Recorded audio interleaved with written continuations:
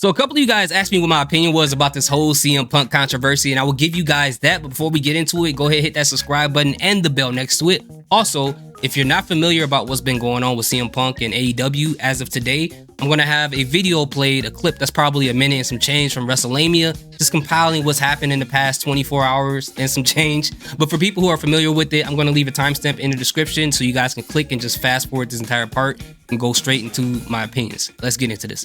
CM Punk goes nuclear. Topping today's news, CM Punk has done it again, this time delivering a pipe bomb via social media. The often controversial but never boring wrestler recently posted his thoughts about some comments from Dave Meltzer, resulting in the usual three-ring circus you'd expect when Punk goes off on a tirade. First, let's look at what apparently unhinged wrestling's straight-edge superstar. According to Wrestling News Angel Aramboles, Dave Meltzer posted this on the Wrestling Observer message board regarding the build-up to the Moxley vs. Punk match at All Out. Do you know why they didn't advertise Punk vs. Moxley longer and why it had a short build? Because Punk agreed to it, then AEW got a legal letter saying he wasn't down with it and wasn't doing it, and they didn't know if he'd come until Tony put his foot down. There are a lot of nice things I can say about him, and you can probably argue his position on Moxley was correct, but you can't argue he willingly did what was asked in that scenario. Punk took issue with Diamond Dave's remarks, commenting on social media, "Sigh.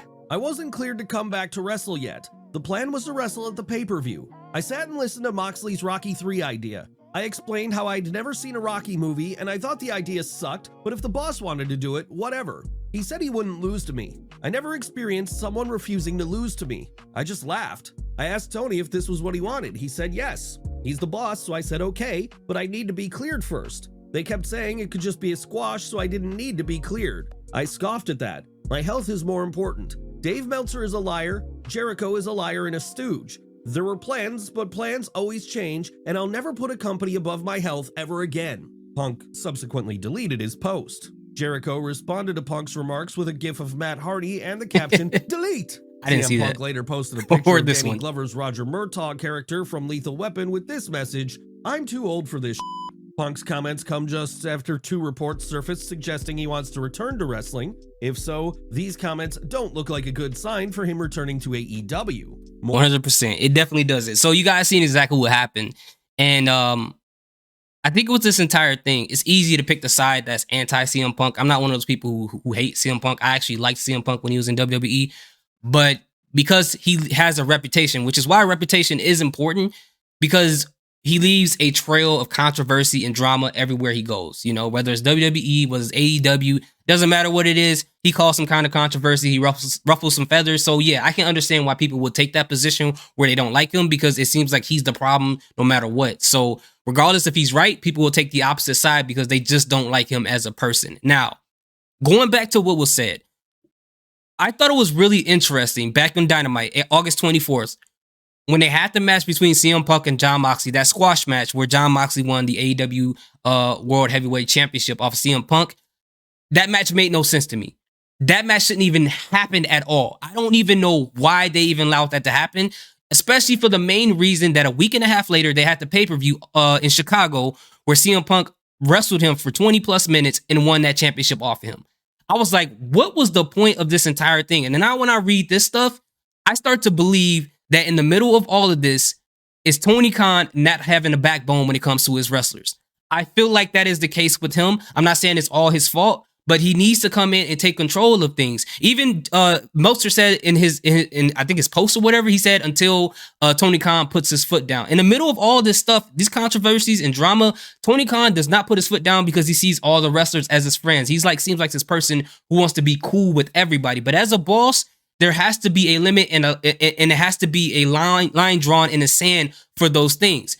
Now, the reason why I say that is because we all saw that CM Punk and even Dave Meltzer, they didn't disagree on a couple of things. They didn't disagree on the point where Jon Moxley did not want to lose to him. And I feel like in that moment, Tony Khan was like, all right, I need to make Jon Moxley happy because he's one of our top stars. He's a workhorse. But CM Punk, I got to make him happy too. So if Jon Moxley doesn't want to lose and CM Punk wants to keep his title, guess what we do? We try to appease both people by having Jon Moxley win in a squash match on Dynamite, which shouldn't even happen. So Jon Moxley got his win so that CM Punk can get his W in Chicago.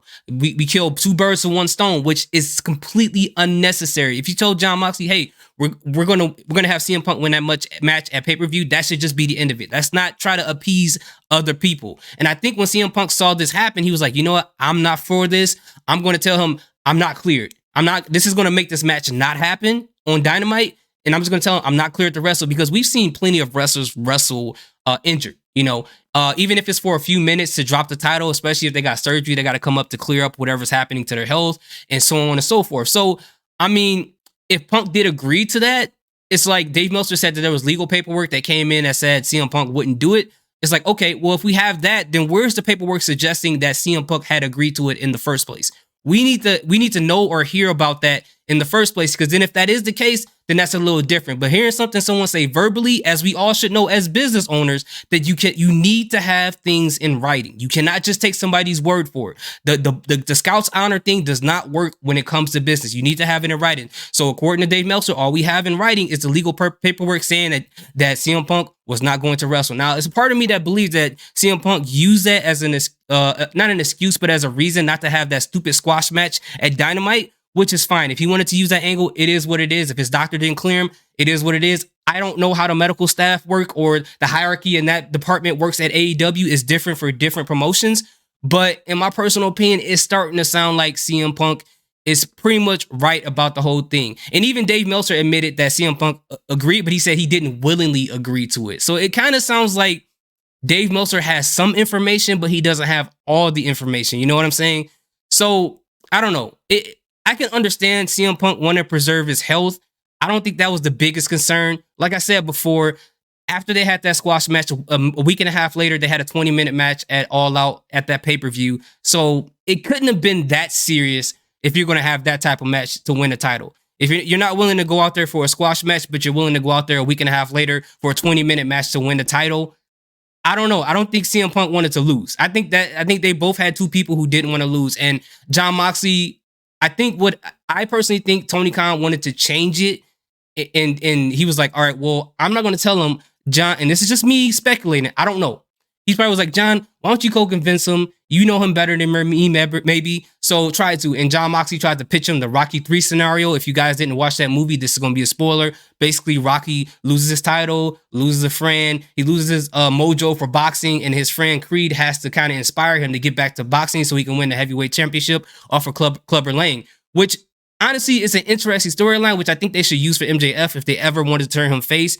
What he's doing right now is kind of stale, but that's neither here nor there. But I think Jon Moxley tried to use that on CM Punk, and CM Punk probably said as a joke, like, I never watched Rocky 3. I think that's a dumb movie, or not dumb movie, but a dumb idea to do. And John is trying to convince him, like, hey, you should lose the title to me. And if you lose the title to me, you can come back at this crazy redemptive story like Rocky 3. And CM Punk's like, I'm not doing that. And he's like, hey, Kahn, I'm not cleared. I'm not doing this. So I'm going to send you a legal letter just to make sure you don't force me to do something I don't want to do. So it's just like, I don't know.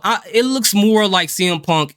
I'm sorry if I'm too chatty on this, but it just seems like CM Punk have a lot more leverage on his side. It's just some things that Tony Khan and AEW on their side has to produce for me to kind of lean more on their side on this entire thing. But who knows? Who knows what exactly happening? Whatever happened, Chris Jericho, he's just going to talk. I don't really have any comment on what he said or anything. Chris Jericho is going to talk. He has a podcast. Like, what else do you need to know about that guy?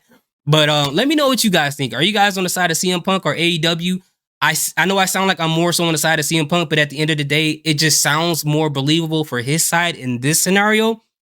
But I don't know anything else outside of what we just saw. Let me know what you think in the comment section. Thank you guys so much for watching. Salute, peace, have a good day.